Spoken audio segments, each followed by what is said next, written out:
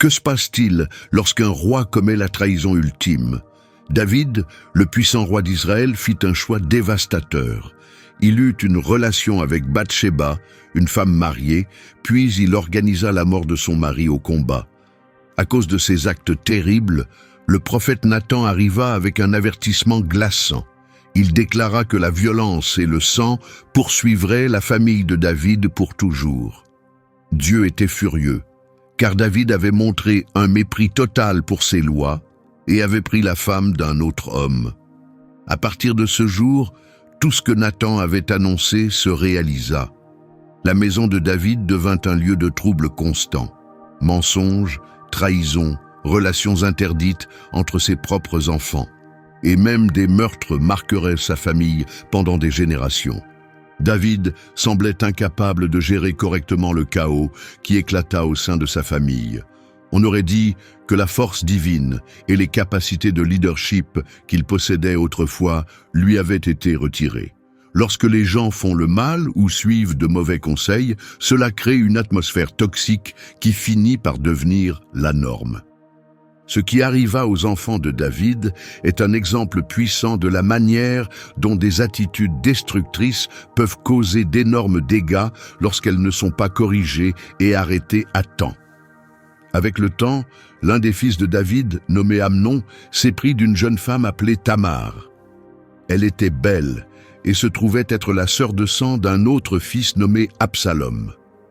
Amnon devint si obsédé par ses sentiments pour sa demi-sœur qu'il en tomba physiquement malade.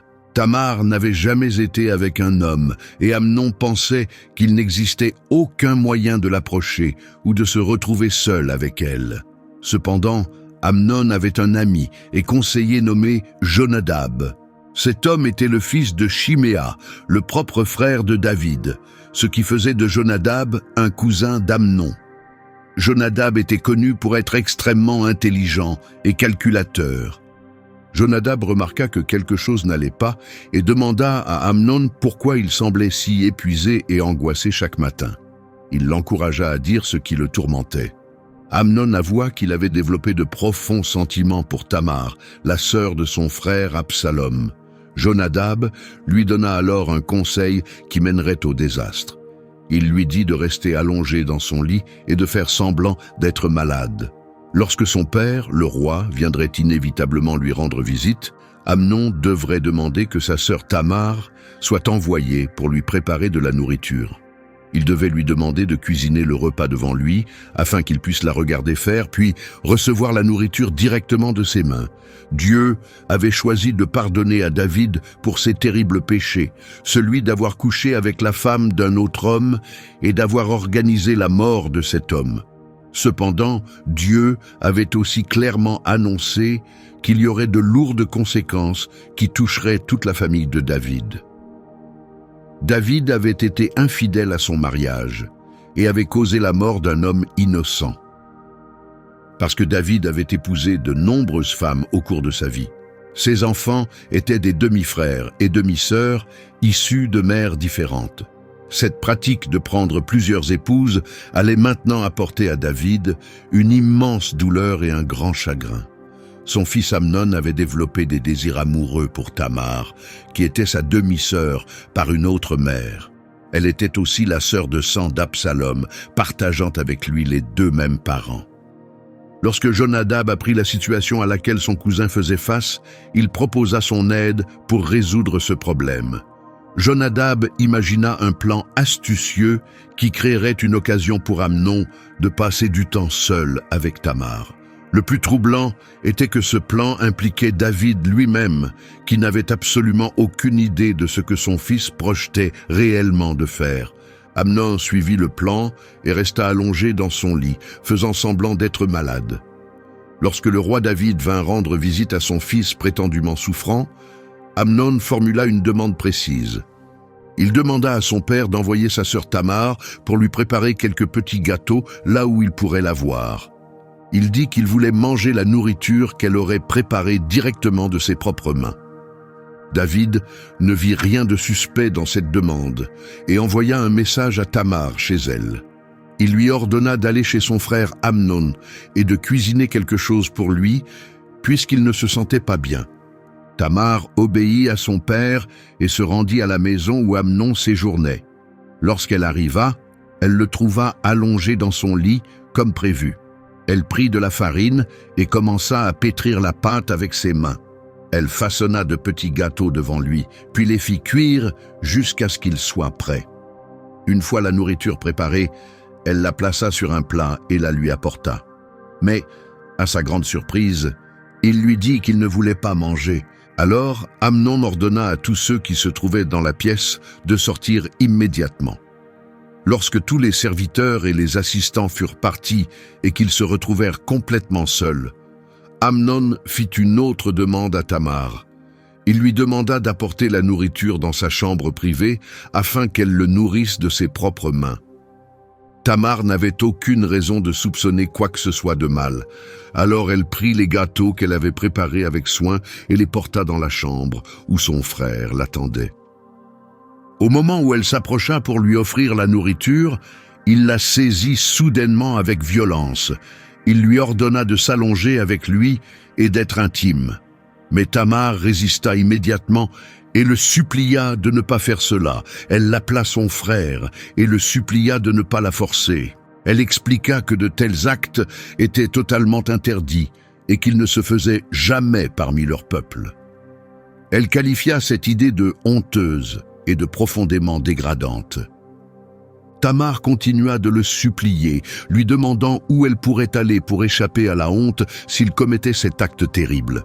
Elle l'avertit aussi qu'il serait considéré comme l'homme le plus insensé et le plus méchant de tout le pays.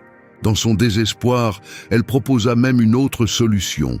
Elle lui dit de parler à leur père, le roi, car David accepterait sûrement de les laisser se marier si c'était réellement ce qu'Amnon désirait.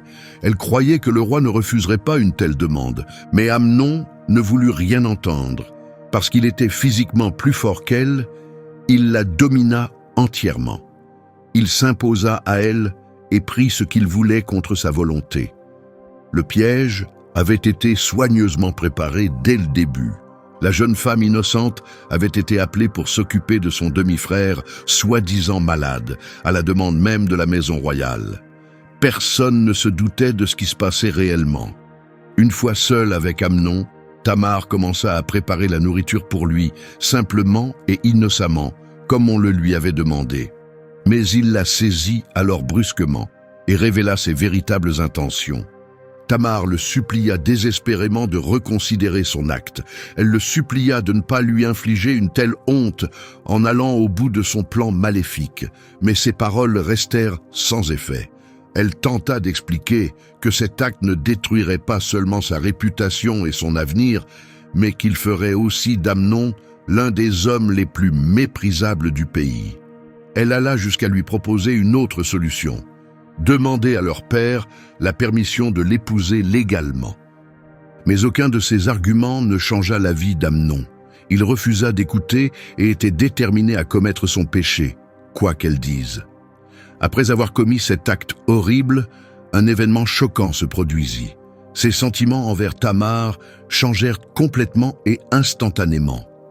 L'attirance qu'il avait ressentie se transforma en une haine brûlante. En réalité, son dégoût envers elle dépassait même le désir qu'il avait eu auparavant. Il lui parla avec dureté et lui ordonna de se lever et de quitter la pièce immédiatement. Mais Tamar protesta à nouveau. Elle lui dit que la rejeter ainsi, après ce qu'il venait de faire, serait une offense encore plus grave que l'agression elle-même. Mais comme auparavant, il ignora complètement ses paroles. Au lieu de lui répondre, il appela son serviteur personnel. Il lui ordonna de faire sortir cette femme et de fermer la porte derrière elle à clé. Le serviteur obéit sans discuter et força Tamar à quitter la pièce. Puis il ferma la porte et la verrouilla solidement. À ce moment-là, Tamar portait encore la robe spéciale, ornée qu'elle avait enfilée. Ce type de vêtement était réservé aux filles non mariées du roi. Il symbolisait son statut de princesse vierge de la famille royale. Amnon révéla ce jour-là sa véritable nature méprisable par ses actes.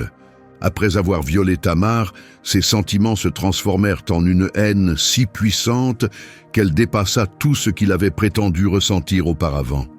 Ce qu'il appelait amour n'était en réalité qu'un désir égoïste, guidé uniquement par ses pulsions et son orgueil. Son vrai caractère se révéla par la façon dont il la traita ensuite. Tamar l'avait supplié de ne pas la rejeter après ce qu'il lui avait fait. Puisqu'il avait pris sa virginité par la force, il aurait dû, au minimum, l'épouser pour réparer le mal causé. Sans cela, elle n'aurait presque aucune chance de trouver un mari prêt à l'accepter. Mais Amnon la chassa simplement de sa maison, sans aucun remords. Au lieu d'essayer de réparer ce qu'il avait brisé, il aggrava encore son acte, tout comme son père l'avait fait auparavant. Tamar couvrit sa tête de cendre en signe de deuil et déchira la belle robe royale qu'elle portait. Elle mit ses mains sur sa tête et partit en pleurant à haute voix pour que tout le monde l'entende. Quand son frère Absalom la vit, il lui demanda si Amnon avait été avec elle. Il lui dit de rester calme et de ne pas parler de ce qui s'était passé. Il lui rappela qu'Amnon était son frère et lui conseilla de ne pas laisser cela ronger son cœur. Dès ce jour, Tamar vécut dans la maison de son frère Absalom comme une femme brisée et détruite.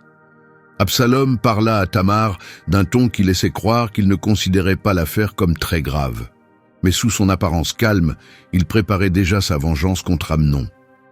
Tandis qu'il réconfortait sa sœur en apparence, son esprit réfléchissait à la manière de faire payer Amnon pour ce qu'il avait fait. Tamar continua à vivre dans le désespoir dans la maison de son frère, bien qu'elle n'ait absolument rien fait de mal. Elle serait désormais considérée comme inapte au mariage par tout prétendant potentiel. Le fait qu'elle soit restée chez Absalom suggère qu'elle ne se maria jamais et n'eut jamais d'enfant. Cela montre à quel point les conséquences du péché peuvent blesser les innocents autant que ceux qui les commettent. David fut extrêmement en colère lorsqu'il apprit ce qui s'était passé, mais il échoua à punir correctement Amnon. Cela était probablement dû au fait que tout le monde portait encore le poids des péchés récents de David. Il savait ce qu'il devait faire, mais il se sentait incapable d'agir. Voilà ce que produit le péché délibéré chez une personne. Il enlève son autorité morale et sa capacité à parler ou à rendre justice. David hésita peut-être aussi parce qu'Amnon était son fils aîné et donc le successeur naturel au trône. Les registres montrent que les fils de David naquirent alors qu'ils vivaient à Hébron. Amnon était le premier-né et sa mère s'appelait Ahinoam de Jezréel. Le deuxième fils était Daniel, aussi appelé Kiliab, dont la mère était Abigaïl de Carmel. Quand le roi David découvrit tout ce qui s'était passé, il fut furieux. Pendant ce temps, Absalom ne dit pas un seul mot à Amnon, ni bon ni mauvais. Mais intérieurement, il brûlait de haine envers lui pour avoir couvert sa sœur Tamar de honte. Beaucoup furent surpris que le roi ne punisse pas du tout Amnon. On peut légitimement se demander si la force morale de David n'avait pas été affaiblie par ses propres échecs passés liés à l'adultère. C'est une question qu'il est juste de se poser. Quelles qu'en soient des raisons, sa décision de ne rien faire envoya un message fort. Absalom, lui, n'avait aucune intention d'oublier. Il méprisait Amnon pour avoir détruit la vie de sa sœur. Alors, il attendit patiemment le moment parfait pour se venger. Cette occasion se présenta 2 ans plus tard. Lorsqu'il fut temps de tondre les moutons d'Absalom dans un lieu appelé Baal Hatzor, près du territoire d'Éphraïm, il organisa une fête et invita tous ses frères à y participer. Absalom alla voir le roi et l'informa que ses ouvriers étaient prêts à tondre les moutons. Il demanda si David et ses serviteurs accepteraient de venir à la fête. Mais David refusa l'invitation, expliquant que venir avec toute la cour serait un fardeau trop lourd pour son fils. Même si Absalom insista, le roi déclina à nouveau, mais lui donna tout de même sa bénédiction pour l'événement. Alors Absalom fit une autre demande. Il demanda si, au moins, son frère Amnon pouvait l'accompagner. David parut surpris et lui demanda pourquoi Amnon en particulier devait y aller. Mais Absalom insista jusqu'à ce que David accepte enfin. Ainsi, Amnon se rendit à la fête avec tous les autres fils du roi. Absalom avait attendu patiemment ce moment précis pour exécuter sa vengeance. Après 2 longues années, l'occasion s'était enfin présentée.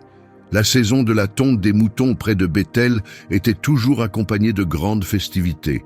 David avait décliné l'invitation, probablement pour éviter à Absalom les coups élevés d'un accueil royal. Mais Absalom réussit à faire venir tous les princes, en particulier Amnon, l'aîné, qui représentait leur père. Une fois tout en place, Absalom donna des instructions secrètes à ses serviteurs. Il leur dit de surveiller Amnon attentivement et d'attendre qu'il ait bu suffisamment de vin pour être détendu. À ce moment-là, lorsqu'Absalom ferait un signe, il devait frapper Amnon et le tuer.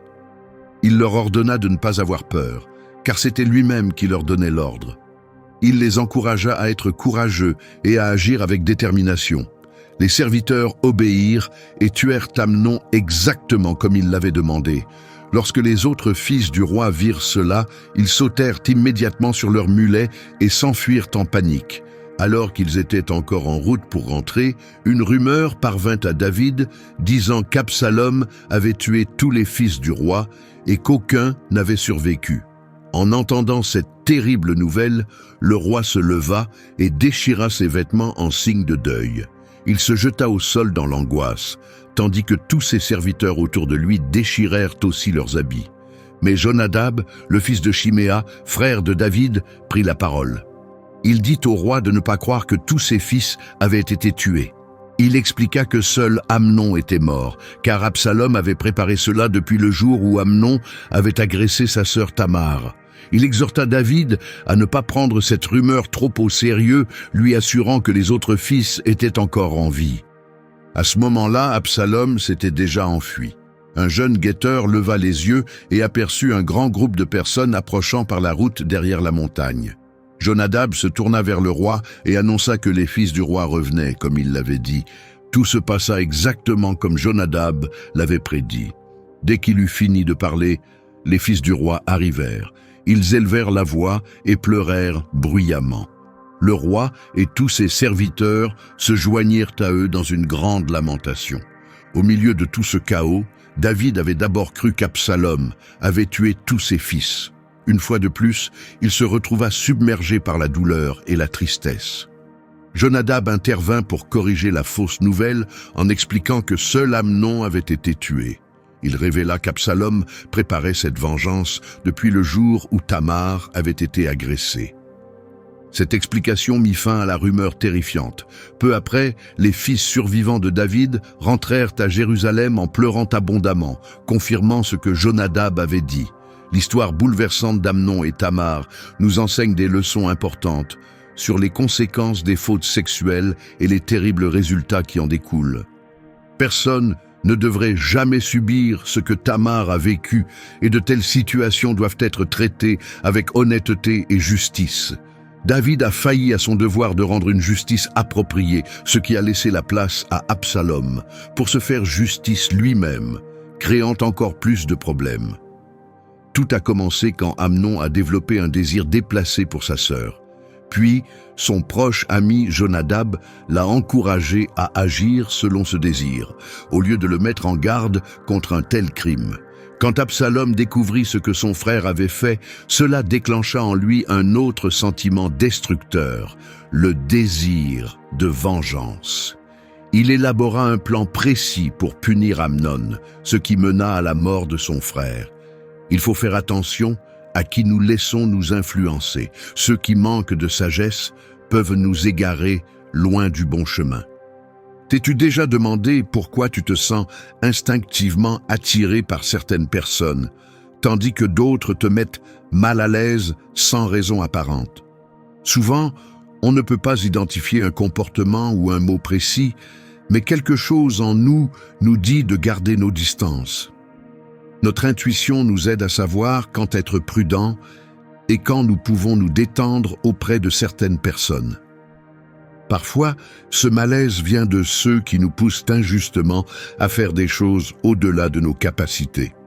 Peu de temps après plusieurs victoires militaires, David commença à vivre les premières conséquences douloureuses de son péché avec Bath-Sheba. Son fils Amnon força sa demi-sœur Tamar. Lorsque David apprit ce qui s'était passé, il ne prit aucune mesure, ce qui choqua et irrita son autre fils Absalom. 2 ans plus tard, Absalom tua Amnon pour se venger. Toute cette situation semblait sortie d'un drame tragique. À ce stade, la capacité de David à diriger n'était plus que l'ombre de ce qu'elle avait été. Réfléchis à la manière dont le leadership de David avait changé pendant cette période. D'abord, il cessa d'agir avec initiative et prévoyance.